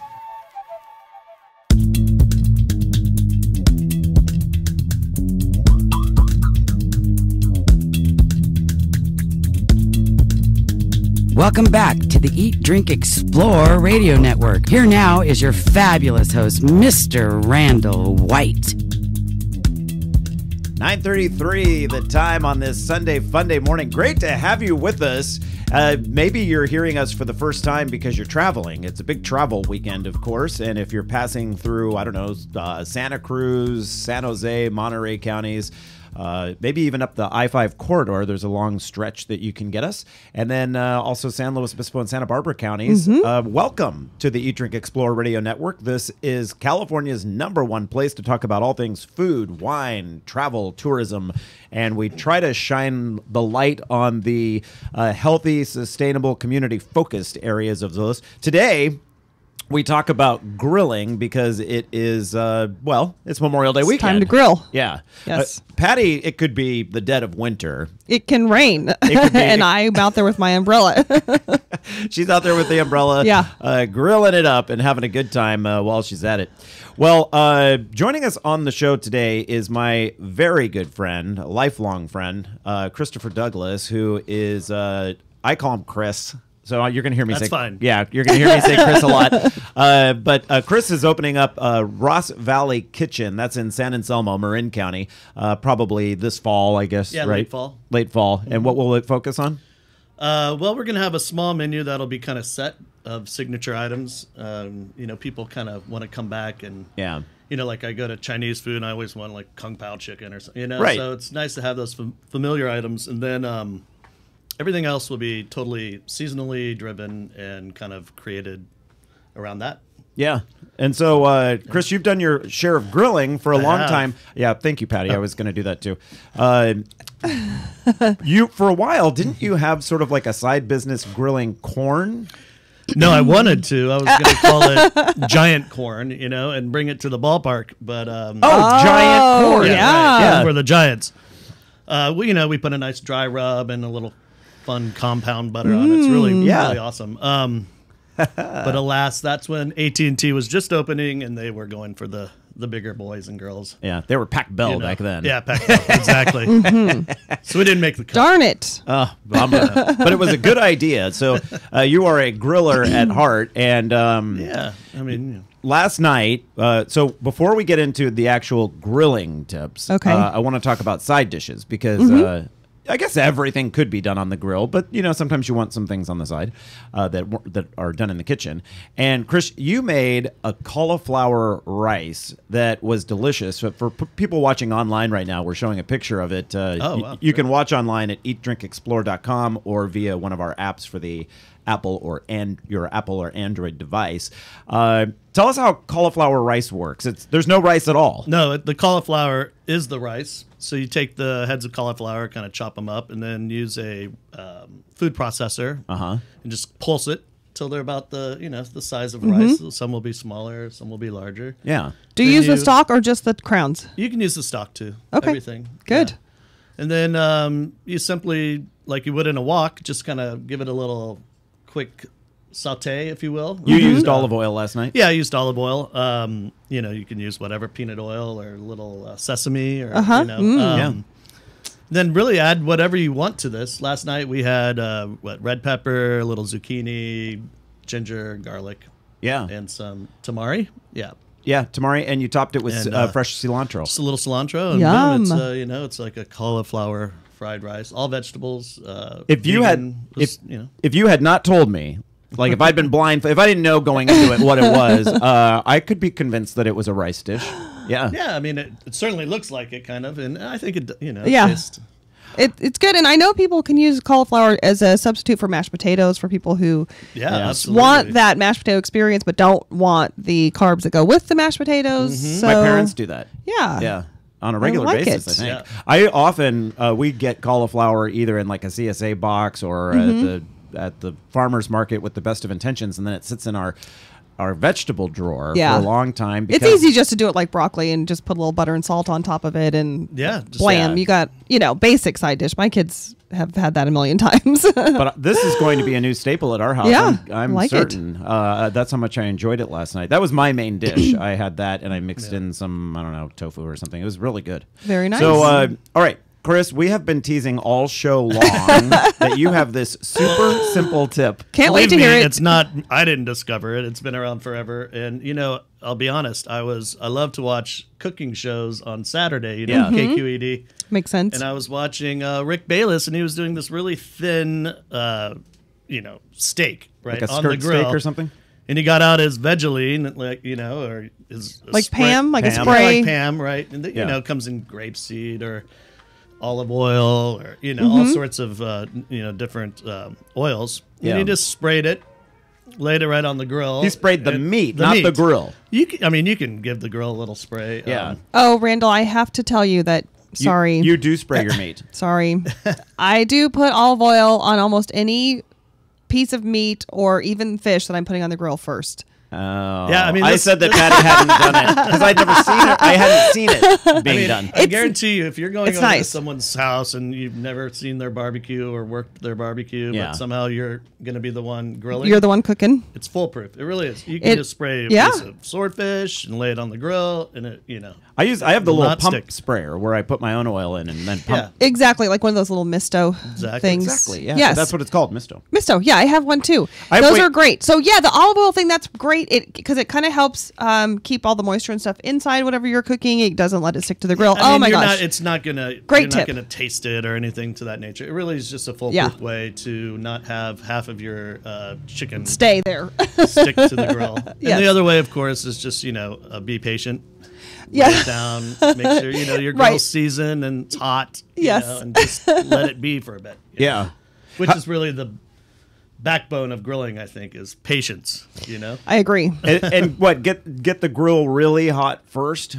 Yeah, I think that's important. I mean, everybody, people who grill are really intense about it, and everybody has their little secrets and their ways of doing things. And I think that's great. There's really no wrong way, whatever works for you, as long as the end result is how you want it. Exactly. So here's something I'm curious to know if this has been your experience, Chris. So what I do sometimes is I try to do too much at once. Right. So I'm running in the house and I'm doing this and I have something water boiling in the stove and I'm running back out to the grill. That always leads to a problem. Well, yeah, I think when you abandon the grill and you're in there having a glass of wine with your guests, or that never happens. and all of a sudden you're like, That's oh my God, you put the lid down and you forgot that now it's going to get really hot. Yeah. A lot hotter than when you left it. That's where I have my grill disasters, is when I start trying to do too many things, and you just really need to get your glass of wine and your friend and just stand at the grill and stay there until it's done. It's true.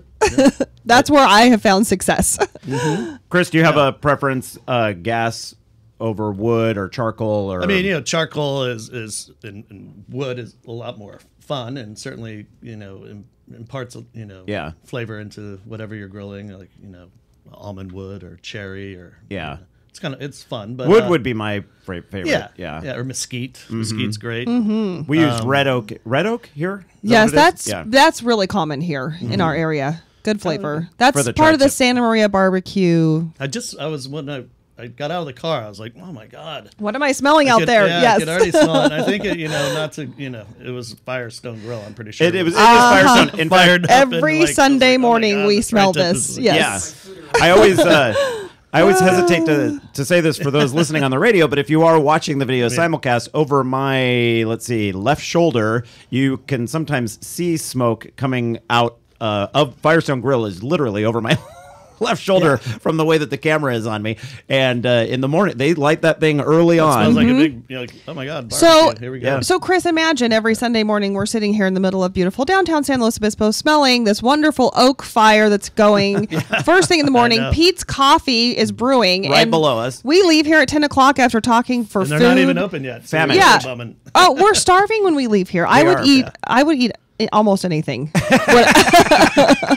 when I leave this place. It is so true. And then, it's Sunday morning, so it's sort of the whole brunch theme going. Exactly. And a lot of... what's next door? Not to get on a...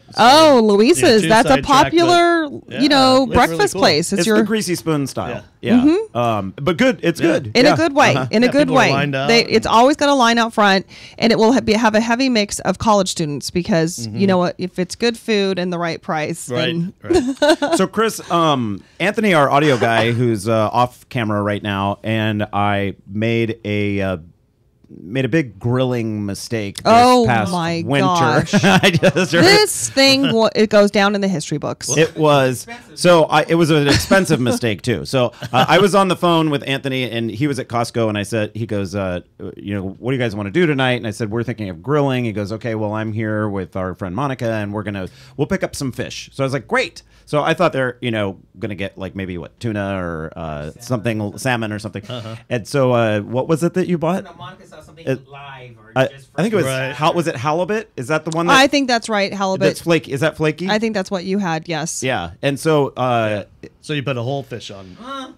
No, we... Oh, it was not... There was nothing whole about it when they got done with it. No. We almost turned it into like fish pulp because we were... It was chum. It was chum. I don't have professional knives at home, and I should. And we were trying to cut this thing, and it was just making. So not only did they not have the proper tools for the job, they had no idea how to fillet. Well, that's how you learn, right? I mean, honestly, you screw up. Trial and error. This is what Randall learned. Go to someone else's house and let them make you fish. So my question, which we only have about 30 seconds for you to answer, is: are there certain types of fish that you would not recommend putting on a grill? Well, I mean, you could, if you would have scored the skin and the grill was seasoned and hot, and quite frankly, the spray technique, you could would have helped. Yeah, you would have gotten away with it for sure. So your advice is don't try to cut it up, just put the fish on the grill. Yeah, you could definitely do it whole, and then you just simply slice down the backbone and take the fillets off and pull them a little, That's what we should have done. And, I mean, it's definitely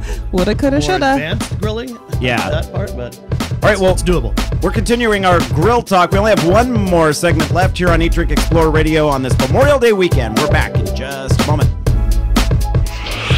Randall White here, host of Eat, Drink, Explore Radio, with a tip for Central Coast wine tasting. Eberly Winery was recently voted Winery of the Year by the world's top sommeliers and has one of the best local tours according to Wine Spectator. Eberly Winery open daily 10 to 6, and the winery's cave tours and wine tasting always complimentary. It's easy to find, too. Located on Highway 46 East, just 3.5 miles from Highway 101. Now it's time to plan your visit. Just head to eberlywinery.com. Can we have your attention for a moment? Eat, Drink, Explore Media has an important date we want to share with you. Saturday, July 13th. We invite you to join us at a craft beer and food event like no other. At last count, generous samples from more than 70 breweries will be paired with local culinary treats for the 2013 Breast Fest along San Francisco's waterfront at Fort Mason. Going on its 14th year, the annual Breast Fest has grown dramatically, raising money for an incredibly important cause, providing free, complimentary treatments for women battling breast cancer. The Charlotte Maxwell Clinic offers services such as acupuncture, massage, organic foods, and transportation. The clinic's core mission to provide relief from the terrible side effects of cancer and its treatments. Eat, Drink, Explore Media is very proud to be among the main sponsors for this year's event. For more information, go to thebreastfest.org. Randall White here, host of Eat, Drink, Explore Radio, with a tip for Central Coast wine tasting. Eberly Winery was recently voted Winery of the Year by the world's top sommeliers and has one of the best local tours according to Wine Spectator. Eberly Winery open daily 10 to 6. The winery's cave tours and wine tasting always complimentary. It's easy to find, too. Located on Highway 46 East, just 3.5 miles from Highway 101. Now it's time to plan your visit. Just head to eberlywinery.com. The Eat, Drink, Explore Media radio show you are currently enjoying is in a local affiliate commercial break. Live programming will return shortly. Did you know you can watch a live video simulcast of our Sunday morning and Thursday evening shows from your computer, smartphone, or tablet device? And to top it off, it's free. Simply head to eatdrinkexplore.com or download our free app from the Google Play or Apple App Store. If you have a suggestion for an upcoming guest segment, send an email to radio@eatdrinkexplore.com. We're always looking for fresh ideas, including yours. We love to share fresh, local, organic, seasonal, and sustainable ideas throughout the week. And the best place to find those are on our Twitter, YouTube, and Facebook feeds. Our username across the social networking universe is simple: Eat, Drink, Explore, all one word. Hey, college students, Eat, Drink, Explore Media is always looking for qualified journalism or marketing interns. Send us an email today so we can check your status and put you on the list for upcoming intern vacancies. Would you like to hear this Eat, Drink, Explore radio program on one of your local radio stations? Let the station know and contact us as well so we can get the ball rolling. Okay, you made it. The local affiliate commercial break is now over. Time for more informative and entertaining programming from Eat, Drink, Explore Media. Thank you for your patience.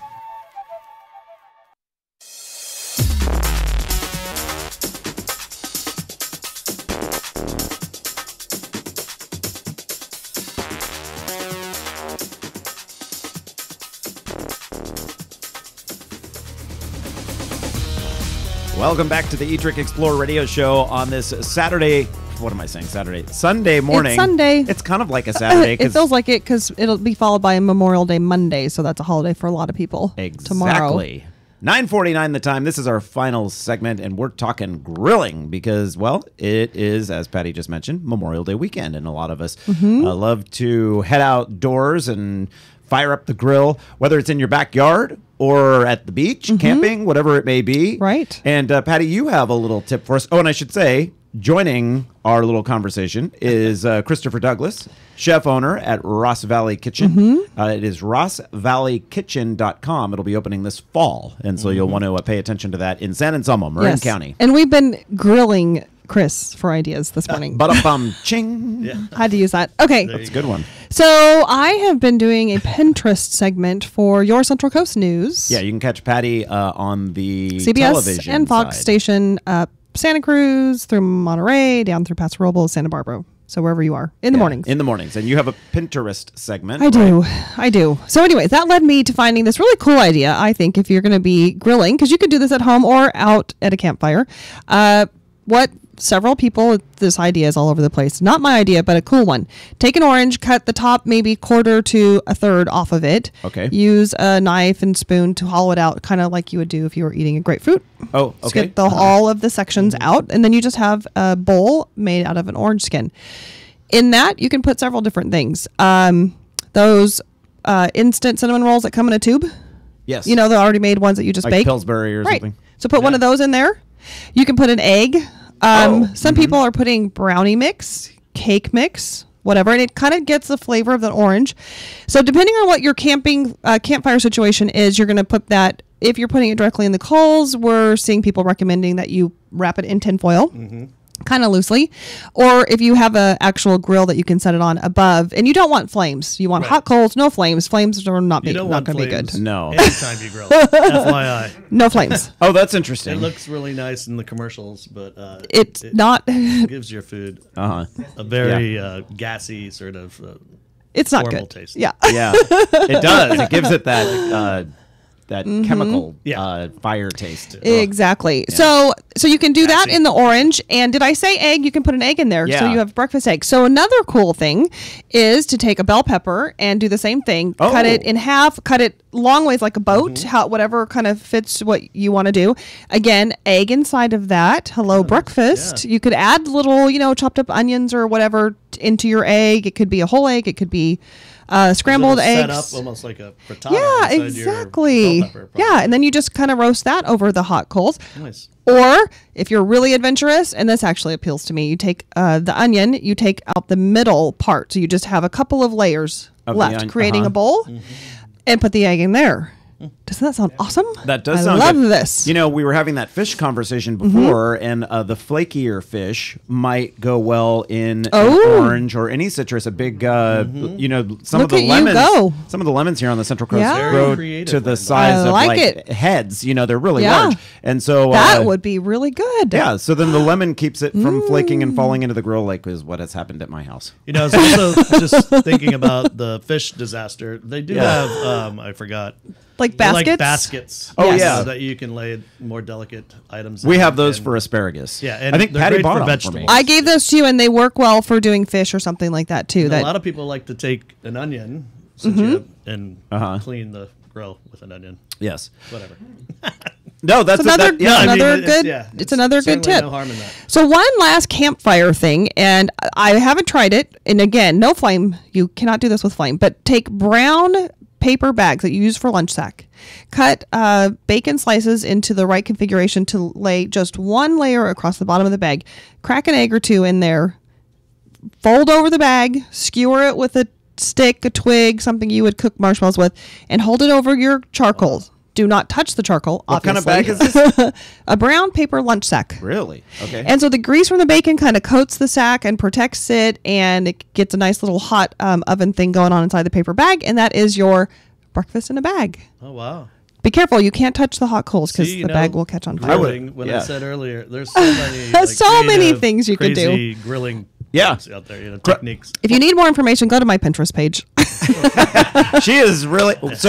Patty, it's just search Patty Pyburn on Pinterest. It's Patti, and then Pyburn is Piburn, and so you've got some great stuff on there, Patty. And you have like almost a dozen followers.